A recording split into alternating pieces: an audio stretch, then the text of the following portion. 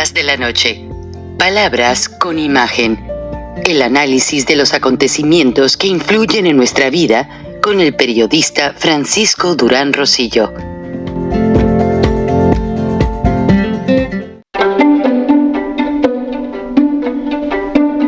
Frank Durán Rosillo te saluda y los saluda a todos ustedes, su amiga María Celeste Raraz, para invitarlos a que se suscriban a mi canal de YouTube, María Celeste Raraz, tal como mi nombre, donde les informo todas las semanas sobre entrevistas que tienen un tema que ayuda a mejorarnos como personas y de paso son interesantes. Las pueden encontrar en mi canal de YouTube, así que los espero. Y se suscriben gratis. Hola amigos, bienvenidos a Charlas de la Noche, Palabras con Imagen. Bueno, polémicas van, polémicas vienen, en referencia a pues la incursión de policías en la Embajada de México en Ecuador. Ahora ya están saliendo muchas cosas a favor, en contra. Obviamente, pues sí fue una incursión que no debió de haber sido, porque hay que respetar la inmunidad diplomática, pero también hay aspectos, como lo van a ver en el programa que en este momento está en vivo, de La Mega. La Mega es una estación de televisión en español, propiedad de empresarios cubanos en la Florida. Ahí tengo muchos amigos y gracias al vicepresidente de operaciones, el señor Alemán, me permitió utilizar en vivo la señal precisamente para que ustedes se enteren de primera mano cómo está conceptualizada la situación, porque también salió una mexicana ecuatoriana, funcionaria del gobierno de Ecuador, por cierto, sobrina de Mario Moya Palencia. Ustedes son muy jóvenes, pero Mario Moya Palencia fue secretario de Gobernación en el gobierno de de José López Portillo. Pero empezó con Luis Echeverría, sí, de José López Portillo. Y pues bueno, hay ahí, la polémica va creciendo como una bola de nieve, y vamos a escuchar lo que nos dice este escritor y periodista Jaime Bailey, que está en vivo en este momento, muy reconocido en los medios latinoamericanos por su carrera de escritor y de analista. Yo, la verdad, quiero que vean de primera mano cómo él va desglosando poco a poco en este programa que está al aire en este momento en La Mega, pues la línea del tiempo, la cadena de acontecimientos que fueron poco a poco dándole forma a la situación. Veamos y al final les digo mi conclusión, pero este análisis está muy bueno para aquellos que quieren. Desde Bélgica, el prófugo de la justicia ecuatoriana, el ex dictador Rafael Correa, dice que el presidente de su país, señor Noboa, inmaduro, egocentrista y soberbio. Es decir, Correa parece que se estuviera describiendo a sí mismo. Hoy en esos abrazo en estos momentos tan duros que vive la patria, con un presidente inmaduro, irresponsable, egocentrista, soberbio, ha metido al país en un gravísimo conflicto internacional sin precedentes. No le importó sacrificar a su propio pueblo por afanes electoreros, porque fue una estrategia por la consulta popular, porque veía que se derrumbaba su popularidad y no ganaba terreno. El daño que le ha hecho al país es enorme. Hay la unánime condena del planeta entero. No, unánime no, ¿eh? No, unánime no. Algunos pensamos que no es bueno pasarse un semáforo en rojo, pero si estás persiguiendo a alguien que entró a tu casa y te ha robado y tienes que pasarte el semáforo para capturarlo, te lo pasas. Yo, por ejemplo. Pero Correa es un cínico, es un sinvergüenza. Dicho sea de paso, señor Correa, ¿ya no trabaja usted para Putin? ¿Qué fue del programa que tenía usted en la televisora infame del sátrapa, del criminal de guerra, del genocida Putin? Yo lo veía en Russia Today. Usted era un asalariado de Putin. ¿Sigue trabajando para Putin? ¿Le sigue cobrando a ese dictador sanguinario? ¿Y usted, que ahora pontifica de derecho internacional, ha condenado la invasión de Putin en Ucrania o se queda calladito para cobrar el cheque de Russia Today? Si será usted hipócrita. Por otra parte, señor Correa, no nos tome por tontos. Van a ver a continuación algo que a mí me parece verdaderamente ridículo. Correa afirma que quien tenía que decidir si Jorge Glass era un delincuente, un ladrón, si había recibido sobornos de Odebrecht, no era la justicia ordinaria del Ecuador, la justicia de su país, no, era el gobierno de México. O sea, era el señor López Obrador el que tenía que decir, ¿es o no es un criminal Jorge Glass? Ah, no sabía eso. O sea, el que evalúa, juzga, sentencia a los acusados de cometer crímenes, de recibir sobornos en la clase política ecuatoriana, no es la justicia de su país, señor Correa, no, es el gobierno de México, de veras. Trata de desviar la atención con los argumentos más infantiles, que Jorge Glass era un delincuente común. Eso no lo decide Daniel Noboa, eso no lo decido yo, lo decide el país Asilán. Técnicamente Jorge Glass está secuestrado. Han detenido arbitrariamente un asilado político dentro de una delegación extranjera. Eso incluso es delito nacional, artículo 111, artículo 125 del Código Penal, léanlo, por favor. Y lo han recluido en una cárcel de alta seguridad, incomunicado, no lo pueden ver sus familiares, no pueden ver sus abogados. Tuvo muy fuerte quebranto en su salud hace pocas horas. Lo que se puede hacer es criminal. Bueno, este es otro que es un charlatán, ¿no? Que es un deslenguado y siempre tiene este tono de víctima, de plañidero, quejumbroso, ¿no? Pero yo creo que se ha hecho justicia en el Ecuador. Y sobre todo creo que es una tontería gruesa, capital, la que acaba de decir Correa, ¿no?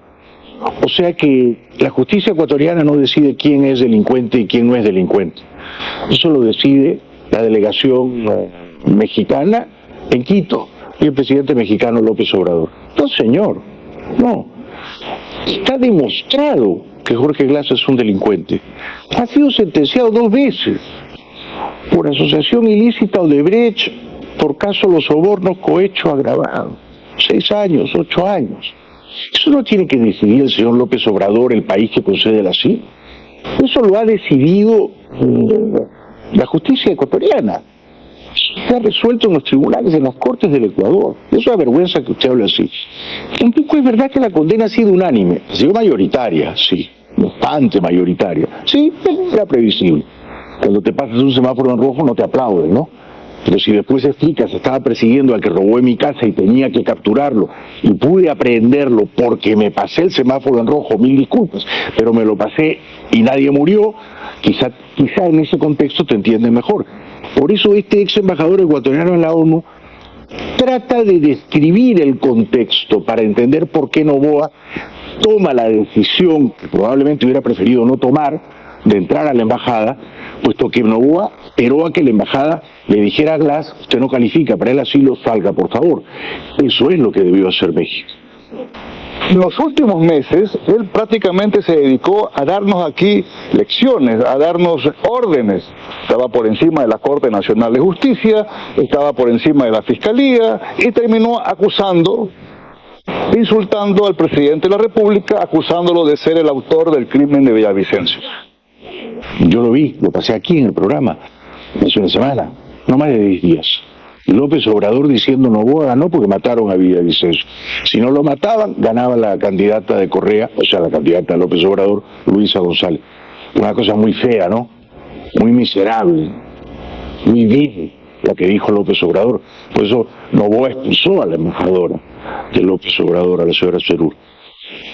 Este ex embajador explica lo que ya no hace falta explicar, ¿no?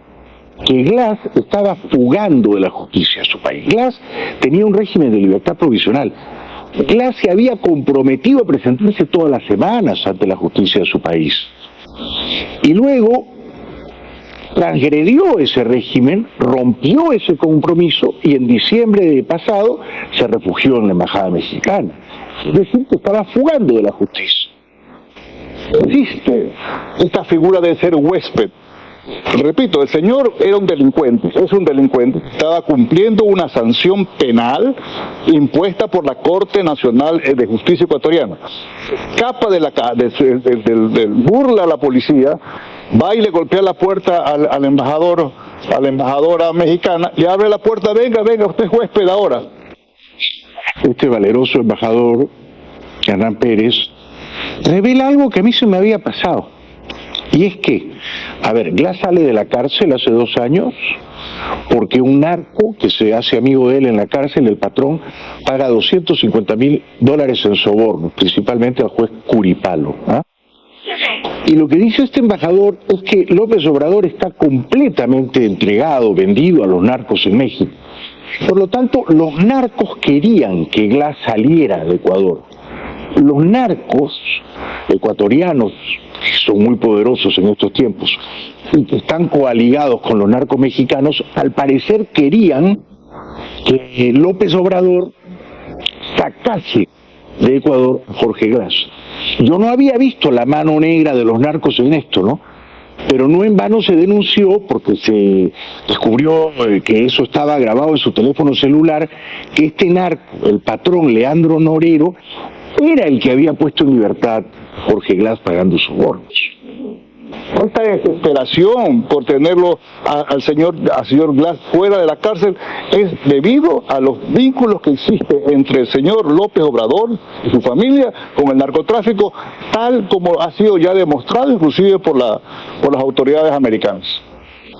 Interesante, muy buen punto de vista. Entre tanto, el personal diplomático que se encontraba dentro de la embajada mexicana en Quito el viernes pasado, cuando entró la policía para arrestar a Jorge Glass, ha narrado lo que vieron, lo que sufrieron, en un tono, claro, melodramático, quejumbroso, como si vinieran de una guerra, como si vinieran de la Franja de Gaza, como si vinieran del Donbass en Ucrania. Relatan, ya digo, en tono altamente exagerado, la embajadora Serur, el diplomático Canseco, todo lo que sufrieron, que fue mucho, cuando la policía entró a capturar al ladrón que ellos estaban protegiendo indebidamente en la embajada. Lo que pienso es que estaban esperando que yo saliera para proceder, o que saliéramos todos. Escuché un ruido muy fuerte, inmediatamente imaginé que estaban tratando de entrar por la fuerza al edificio de la embajada. Percibí que la situación estaba grave cuando escuchamos el ruido y cuando damos la vuelta, porque se tenía que ir por un pasillo y da uno la vuelta, y ahí ya yo veo que ya sometieron al guardia. Veo al guardia boca abajo en el pasto con un intruso que lo tenía amagado. De manera que ellos hablan como si fueran los sobrevivientes de un genocidio, ¿no? Como si vinieran de un campo de concentración, ¿no? Como si hubieran sobrevivido al holocausto, ¿no? Por ejemplo, Canseco dice: me pegaron en el ojo, tengo aquí una herida, una pequeña heridita en el ojo. Es decir, lo que han sufrido, ¿ah? Cuando finalmente tenían que salir, me empujaron, creo que ahí fue donde me pegaron en el ojo, que tengo una marca aquí, porque era con un escudo que llegaba hasta mi cabeza. Sale un intruso y me doy cuenta de que van a abrir nuevamente la puerta, muevo un librero para impedir que ingresen.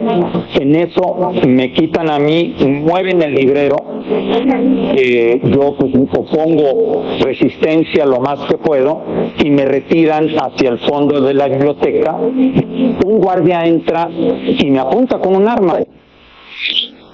Recuerden que la embajadora mexicana Serur no estaba esa noche porque ya el presidente ecuatoriano Noboa la había expulsado del país. Una señora que sí estaba ahí en la embajada, la señora Eva Balbuena, se suma también a esta narración profundamente melodramática, sensiblera, diría incluso cursilona, ¿no? Que casi mueve a lágrimas, ¿no? Que mueve a un sentimiento luctuoso, porque uno dice, caramba, como estaban protegiendo a un ladrón, como eran cómplices de la tentativa de fuga de ese ladrón, la verdad es que han sufrido de un modo inenarrable. Me preocupa Canseco, la embajadora Cerú, la señora Balbuena, porque presumo que no se van a recuperar nunca de este trauma espantoso que han sufrido, ¿no? Espantoso. Y yo en mi espacio ya le grito, oye, Balbuena, comunícame con la embajadora, rápido, muévete, es una emergencia. Y ya cuando le dije, sí, es que se acaban de llevar al ingeniero Glass, salieron 2 vehículos blindados.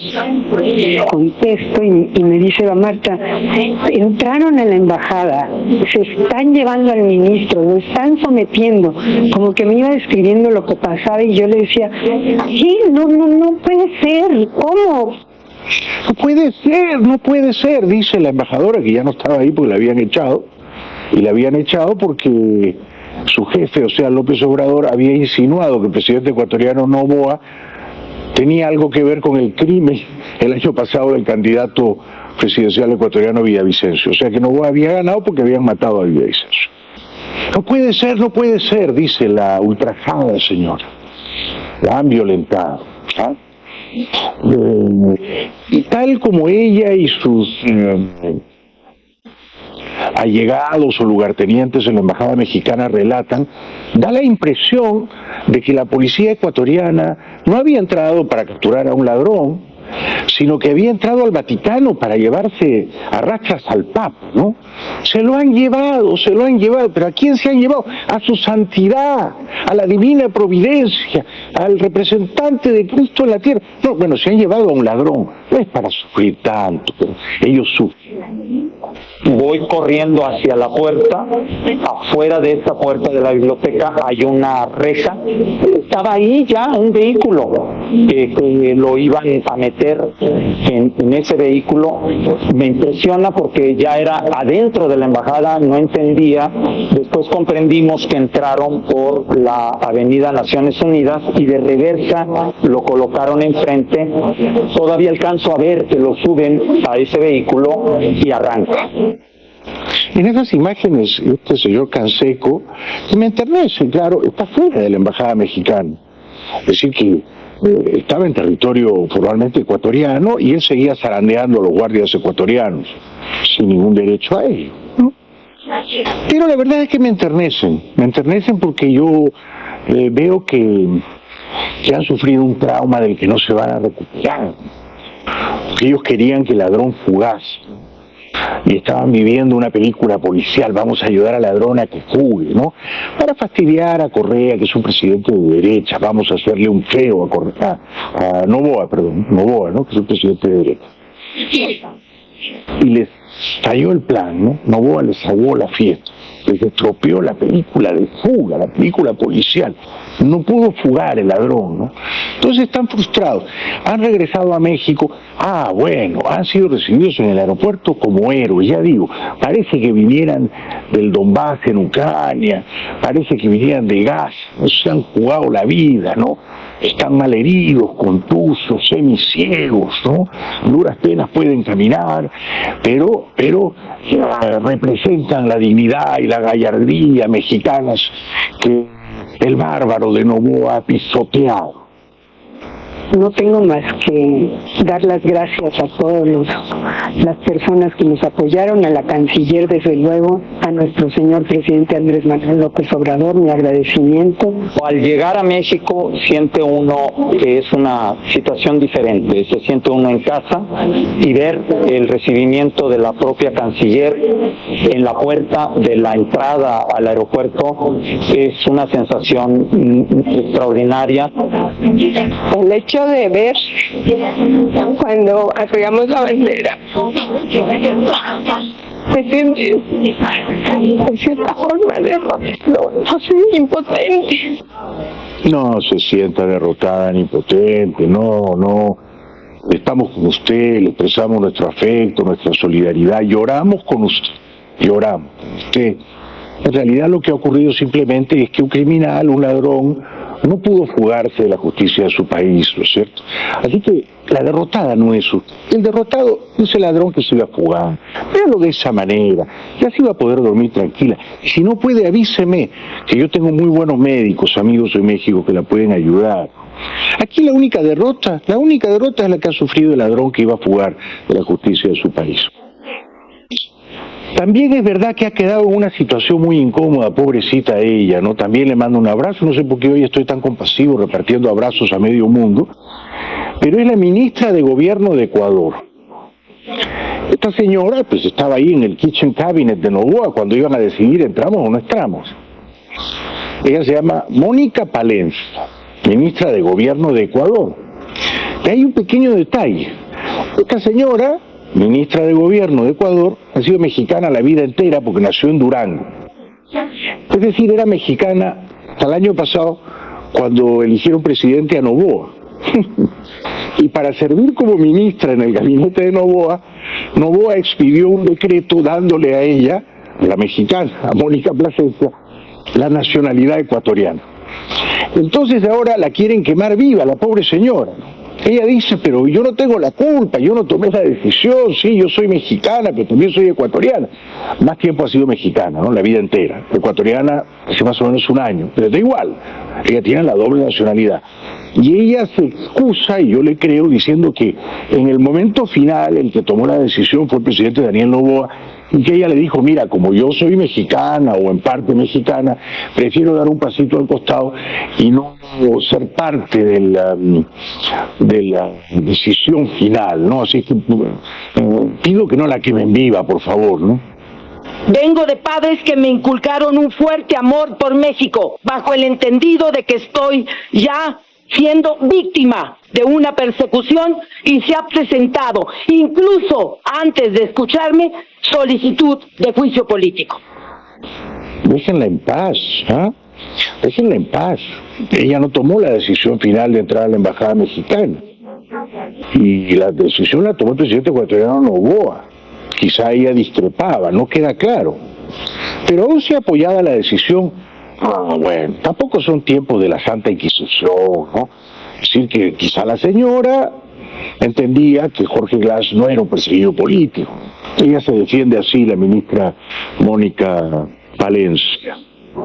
Vinculación jurídica como súbdita del Estado mexicano fue, es y ha sido inquebrantable. Y no admito, ni voy a admitir jamás que se pretende ensuciar mi nombre por delincuentes que han hecho tanto daño a los ecuatorianos, a los mexicanos y a Latinoamérica. Bueno, muy bien dicho, señora, muy bien dicho. Le mando un abrazo a la señora Mónica Palencia, ministra mexicana del gobierno ecuatoriano. Es una ironía, ¿no? La ministra de gobierno es mexicana. Por supuesto, Rafael Correa, que está en Bélgica. Bueno. Quiere quemarla viva, dice que es una vergüenza para América Latina, que es una traidora a México.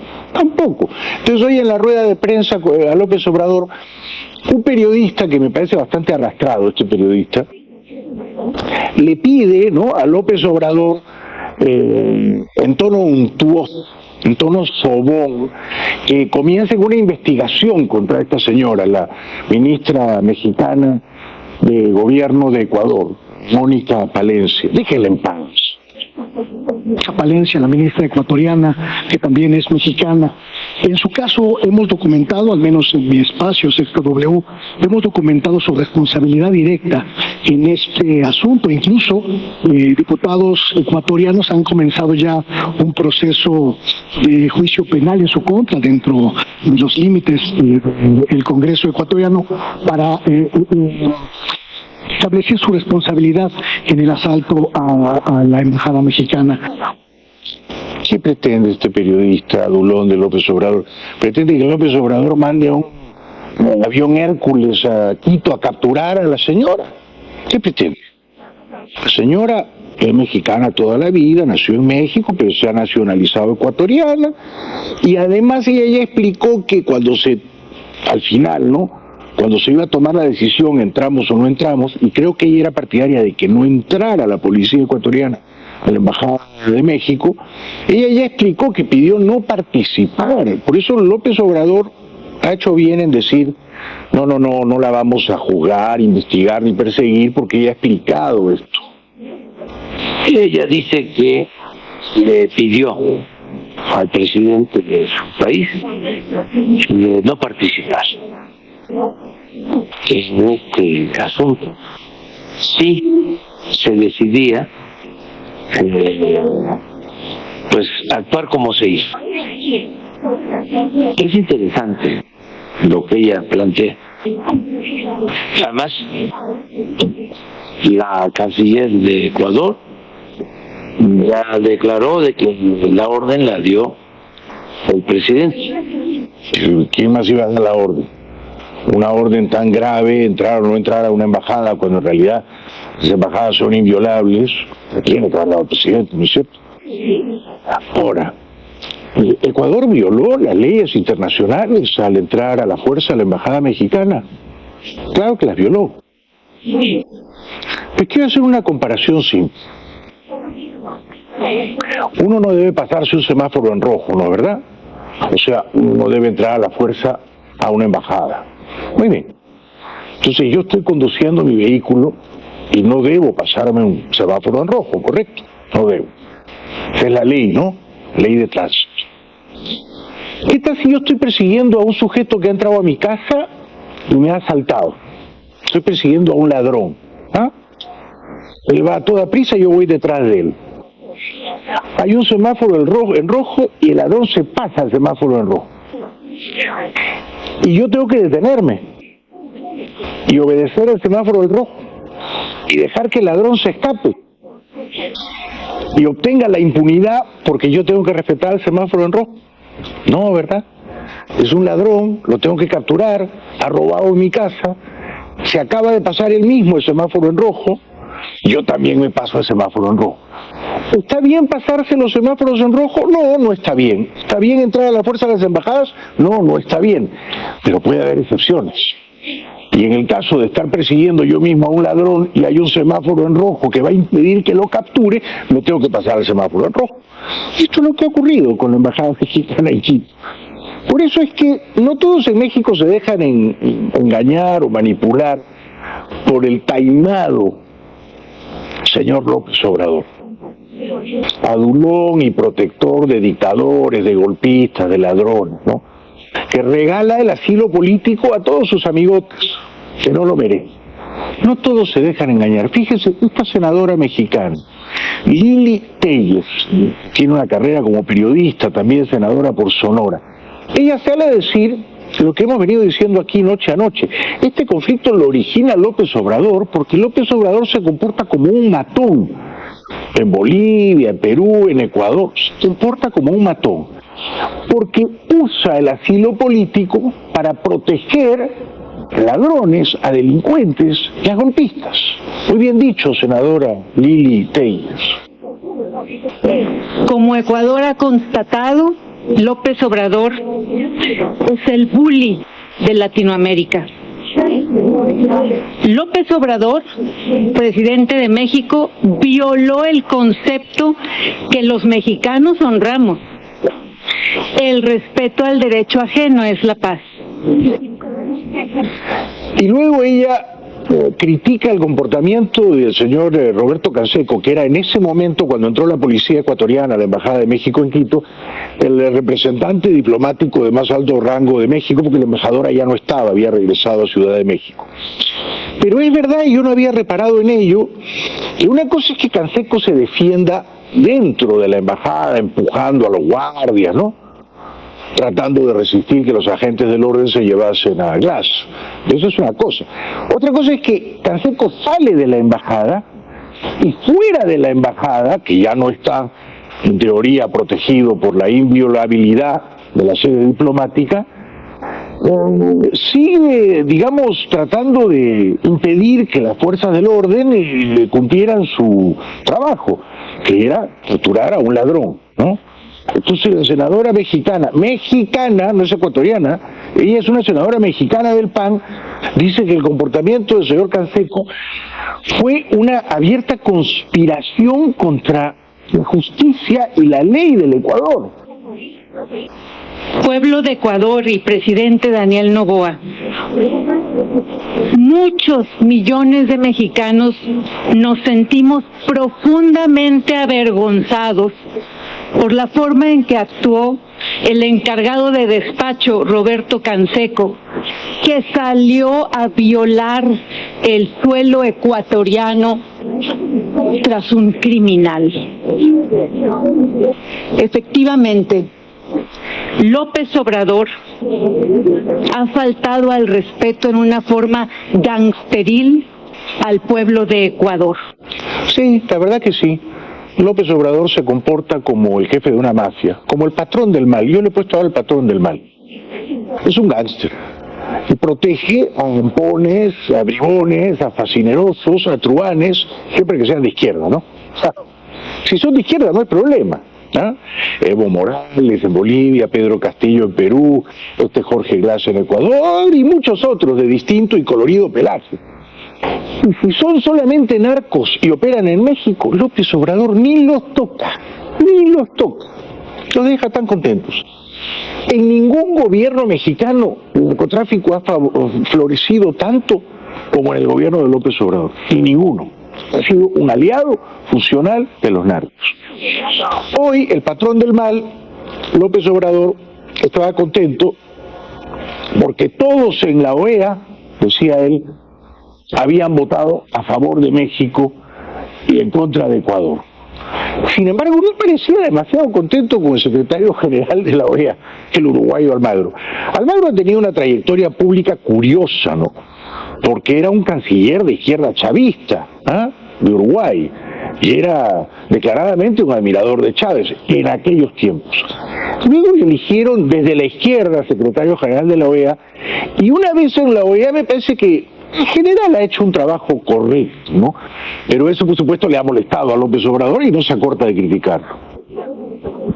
Ayer mismo en la OEA, aún con todo lo que significa la OEA, todos los gobiernos representados, incluso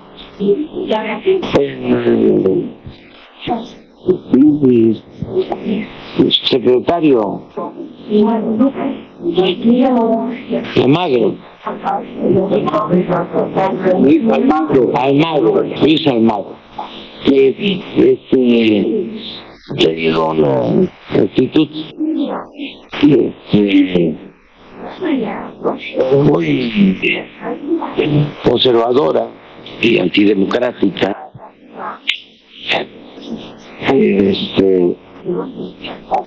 condenó el hecho. ¿Por qué critica a Almagro? Yo les voy a contar, porque yo supongo que ustedes esperan que yo les cuente la pequeña historia detrás de la noticia. Entonces, ¿por qué López Obrador le tiene rencor a Almagro? Por un cuento muy sencillo. En el año 2019, Evo Morales, dictador de Bolivia, dictador chavista de Bolivia, hizo un fraude monumental para perpetuarse en el poder. Pero los observadores de la OEA y el propio señor Almagro denunciaron el fraude de Evo Morales. Denunciaron. Fue valiente en aquella ocasión Almagro. La OEA dijo, Evo ha hecho fraude. Después los militares sacaron del poder a Evo Morales. ¿Quién fue a rescatar al dictador que acababa de hacer un fraude? El patrón del mal, López Obrador.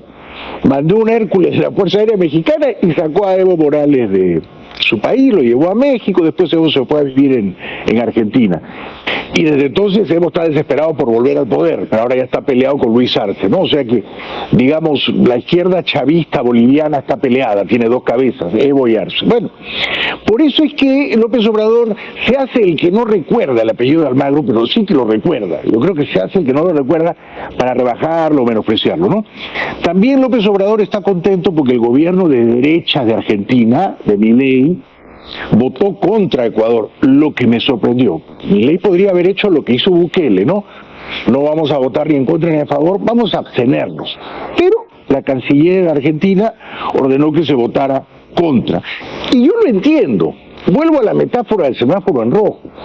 Uno no debe pasarse un semáforo en rojo, uno no debe violar a una embajada por la fuerza. Pero puede haber excepciones. Si estás persiguiendo a alguien que acaba de robar en tu casa y tienes que pasarte el semáforo en rojo para atrapar, no te lo pasas. Yo me lo paso al menos. Todos. El mismo gobierno de Argentina expresó su rechazo al autoritarismo, la toma, al asalto de nuestra embajada. Pero van a ver ahora todos los representantes en la OEA y el representante de Ecuador, vicecanciller, planteando que se modifique el derecho internacional. Pero Ecuador votó a favor de Ecuador, ¿no? Era lógico. Y El Salvador también votó a favor de Ecuador al abstenerse, ¿no? Esto es lo que dijo el secretario de la OEA, el uruguayo Almagro. Bueno, él, por supuesto, dijo lo que dice el derecho internacional. Yo ya he explicado que en el caso de Jorge Glass, un ladrón que se refugia en la embajada mexicana en Quito y pide un asilo político que no merece porque no es perseguido político, he explicado que lo que tuvo que hacer México es decirle a Glass: señor, salga de la embajada, no le vamos a dar el asilo, usted no califica. Pero entonces, como México pervierte o envilece la figura del asilo político y se lo otorga a alguien que no lo merece, como Glass, entonces hay una colisión entre el derecho internacional, que ahora va a invocar Almagro, por supuesto, toda embajada es inviolable, derecho internacional, pero hay una colisión entre el derecho internacional con el derecho nacional, el derecho nacional del Ecuador, ¿ya? Donde hay dos condenas en firme, dos sentencias firmes contra Jorge Glass, por ladrón, por corrupto, por recibir sobornos de 13.5 millones de dólares de Odebrecht y otros.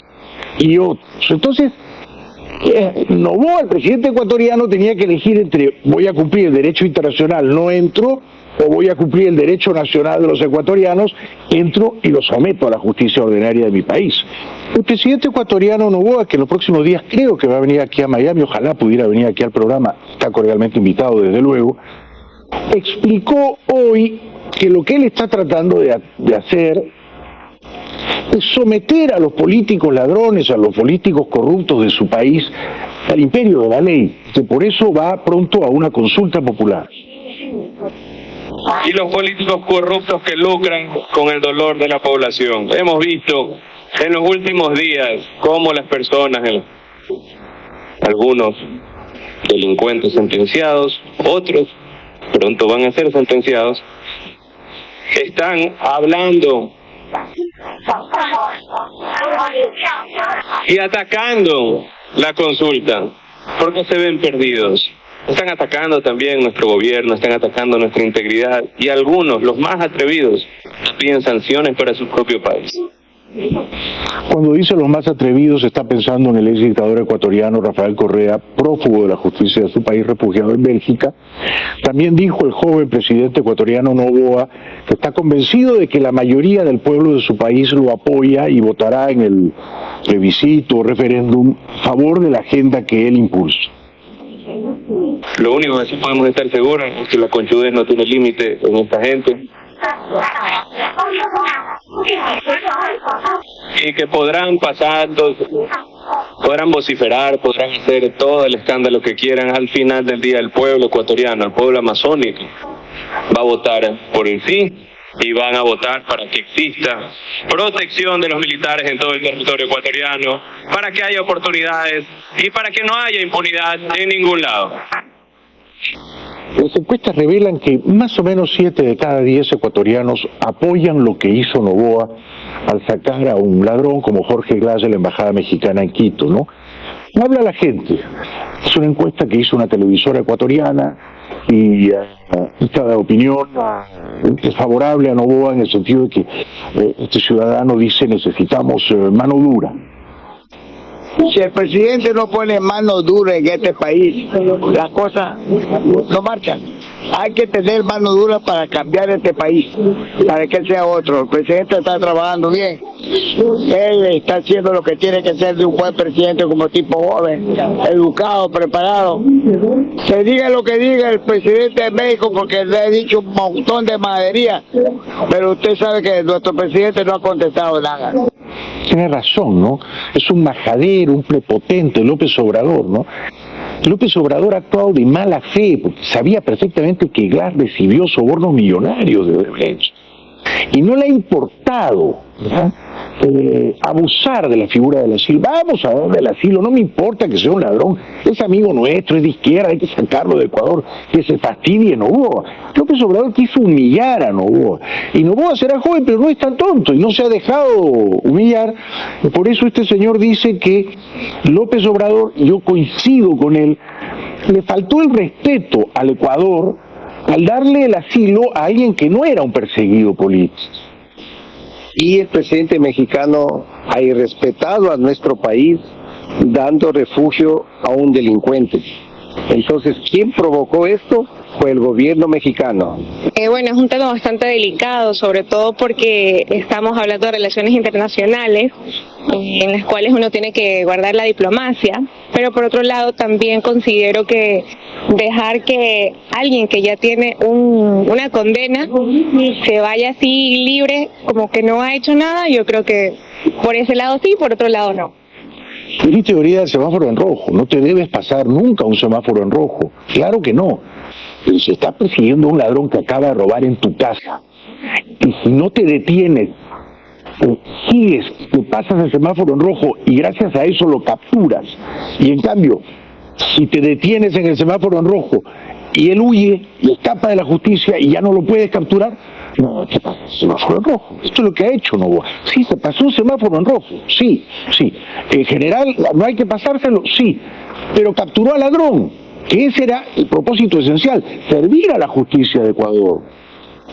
Mi manera de ver las cosas, pues, me parece que este gobierno está haciendo las cosas correctas y, bueno, en este caso, si él ha hecho las cosas de la manera que las ha hecho, pues entonces me parece que está bien el accionar del señor presidente. Considero que el actual presidente, siendo parte de la juventud, lo está haciendo y lo está haciendo de la mejor manera. Aplaudo toda decisión, muy amable.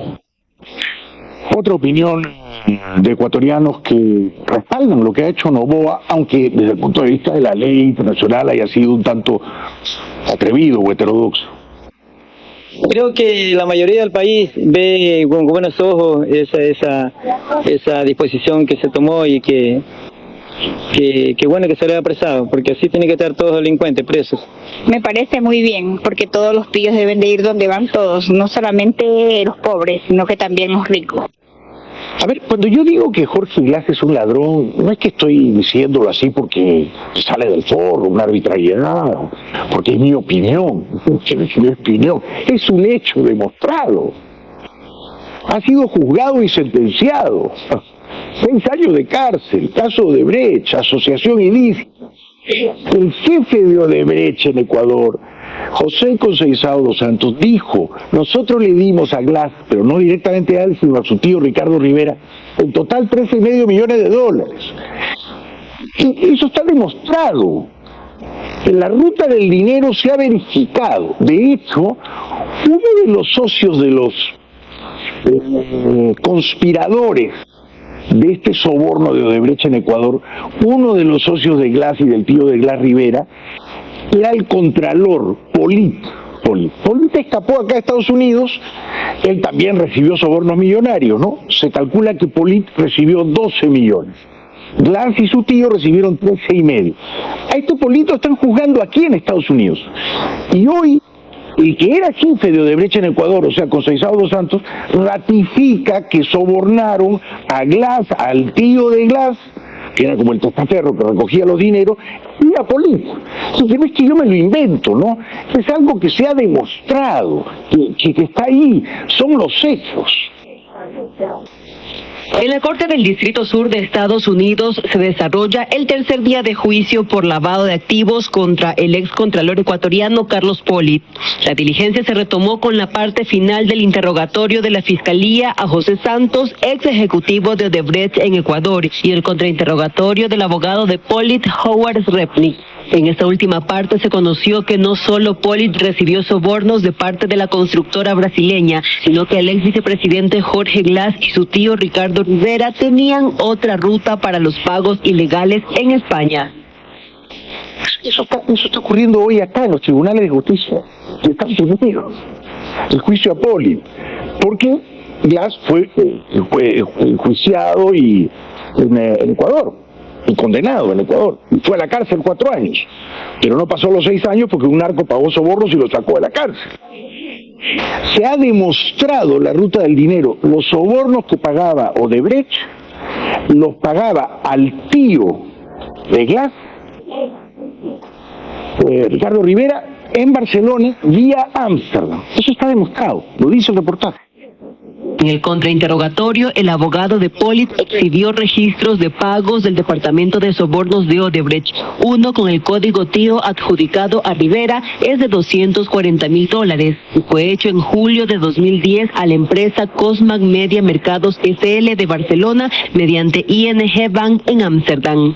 El abogado también mostró otros pagos con el código Miami con el que se identificaba al excontralor, uno de $400,000 y otro de $200,000 a la empresa Danny Strong Limit de Bahamas. Sin embargo, esa empresa no está relacionada al excontralor, sino al abogado Carlos Pareja Cordero, alias Capaco.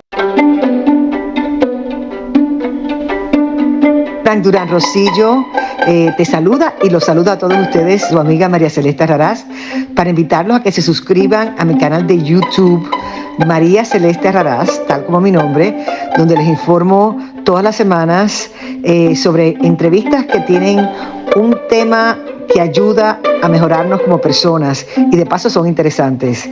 Las pueden encontrar en mi canal de YouTube, así que los espero. Y se suscriben gratis.